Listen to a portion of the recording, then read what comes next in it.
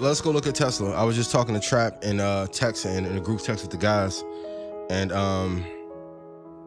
there have been no net buyers over the last 12 months from the insiders in Tesla. Does it mean that it is a horrible company long term? No.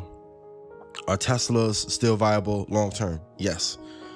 But this is why I say everything in a 5-year cycle, no matter what, and not to buy at the highs. So if we look, this 213.15 area is the 50% off. So this is where the market was literally half off here.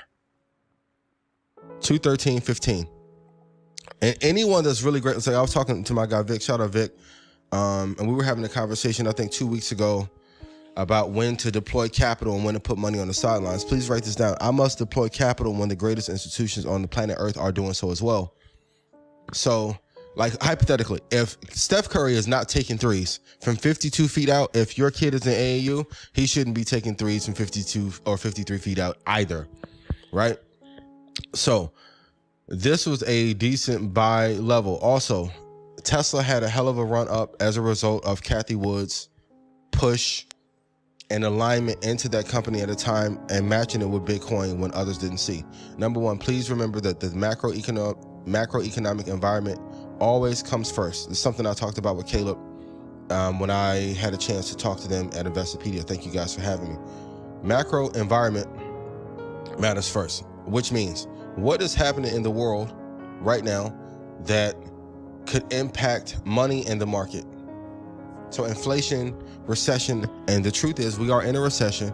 It's just that so many lobbyists are pro-Biden. They technically cannot announce that we are in a recession because it would technically affect how the elections pan out and his viability for running. And because I think Kamala wants to get from underneath the position of VP and the Democrats have no eligible candidate right now, there's no way that they can announce that because it's going to destroy the Democratic Party for the next 8 years or so.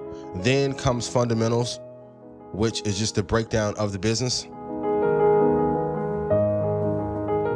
And then 3 are the technicals. So it's not is it macro, is it fundamental, or is it technical? It is a hierarchy. And then technicals are just the best price to get in, right? So Tesla, half off point. And if you do nothing else but do this, you'll be good. You will be A-okay. I promise you. You don't need a lot. The number one thing you have to do in this market is ease and eliminate the noise. So, and I'll let Troy even put in the comments. Even for the past few months, when I talk or text to Troy, unless it is incredibly important, he is not replying to it. Please put in chat, I will only respond to and react to the things that are going to change my family's life for the better. Everything else is noise. It is a distraction. Please do not give away this opportunity of a lifetime. Because hypothetically, let's say if you did catch Tesla at 213.50 and then it shoots back up to 414, you are going to have an amazing time in the market, and it will give you confidence to build your positions in other companies. 426.30 is when your money would double. If you're doing options, you guys would be up 600, 800% as a result. Please keep your eye on the key lesson that you must buy in the trenches. Too many people were buying prices that were 1%, 2%, and 3% off the high. So please write this down. If a stock goes to half off over the last 5 years and a company is of quality, it's a top 50 company or top 25 company, it is a great buy. That's when so let's say you have $10,000. If I only had $10,000 to invest, hypothetically, let's say into Tesla, $5,000 I will put in when it falls 75% from its high. The other $5,000 I will put in when it's 50% from the high. So once again, if a company is top 50 and it is 75% from the high, I will put half there. The other half I will put when it is 50% off of that high. Also, for the CPI report, we had the 200-day moving average. This is the S&P 500. This is a monthly chart over the last 2 years. So if we look back from COVID, because if we look back now, technically the recession started during COVID and was given a bounce because of the stimulus. We now know that was not sustainable, but this turquoise line is the 200-day moving average. So hypothetically, if you read Money Master the Game, the one of the best zones where you want to buy is the 200-day moving average. Please put that in chat. And there's different time frames. So hypothetically, if you look at a 5-year, or let's say a 10-year moving average, 10-year moving average price would be down here at 225.1350. I don't think we'll get that low, but if we do on the S&P 500, and I don't believe that we'll get there for indexes, right? Because if a company is not doing well in the index is going to move it out like an all-star team and draft a better player into it. But hypothetically, let's look at something like Peloton. So if we look at Peloton is underneath its 200-day moving average. Let's even better. Let's go to Square. So Square doesn't have 10 years worth of data yet, but the 200-day moving average was here. And let me mark off this price for you really quick.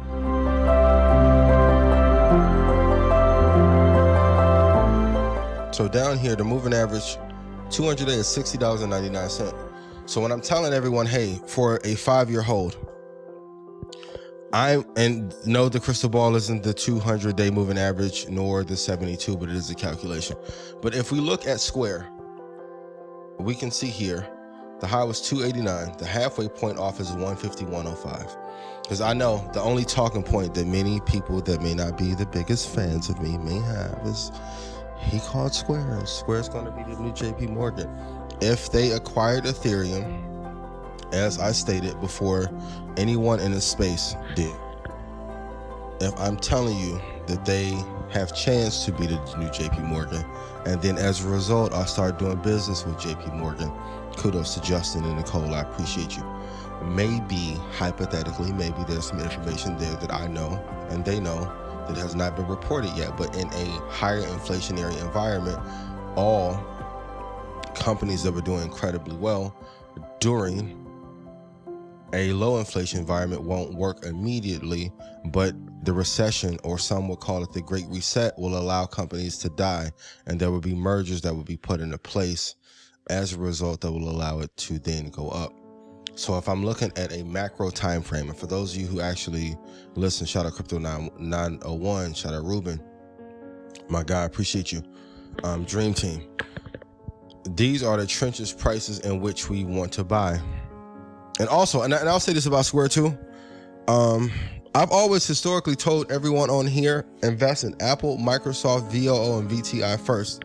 If Square is dragging your portfolio down, it is only because you didn't do VOO and VTI first, or you turned them into options. And I don't have a problem being wrong, right? I also stated, hey, hold it for a 5-year. But if this is the one L that I'm gonna hold on my jacket, great, I'll hold this for right now until I make Meta buy Square. If we want to get to talking. But use the 200-day moving average and go for a longer time frame out to know when is the best place you should buy. So if I'm looking at, let's say a company like MGM, right? A company that I normally don't talk about or mention a lot. And this is not a recommendation to buy. This is just for examples or illustration. It's not a company I think you should buy. But if you wanted to buy MGM, I will go to the maximum available amount of data. I will click on a monthly chart. The 200-day moving average will be there, and it will tell you a zone in which you should look if you're looking to buy for the long term. For my traders, I wouldn't use the 200 as a buying area. I would use it as a signal, or I would use it as an alert to know when other institutions may be looking to buy it as a result. So here for MGM, the price would be $26.37. Let me go to another one really quick. Here's MasterCard. So if I'm doing the same thing, and the worst case scenario, I know institutions will be looking hypothetically around $160.37. And the great part about this is that it's automated. We're going to talk about automation later when Keys gets on here. Shout out to the good brother. And I've been telling you, in 2030, they want majority of the jobs to go away so that they can put processes in place to have AI and robots and other technological tools automate a lot of the processes. So for you, you don't even have to guess. So a 200-day moving average here is $100, $160.37. That is a place I would look to potentially put a target if I am interested in MasterCard. Let's look at PayPal real quick. Ironically enough, PayPal, competitor of Square, is down at their 200-day moving average at $84.06. Another company I may need to come in and save because there are some issues that they've been having. The idea to fine its users $2,500 per false information or fake news is not a measure that one should take during a recession. So look at this as well. This is a fundamental metric that I have not talked about a lot prior to today. But during a downtime or recession, look at the things that a company are doing and make a list down the middle. Do pros on the left, cons on the right, and write down what a company is doing, and is it favorable to their audience or customer base, or is it something that's bad? So even for Market Mondays, tickets are $79. I know we're in a recession. That's why I put together a super bundle. I think that is a win for those of you that attend.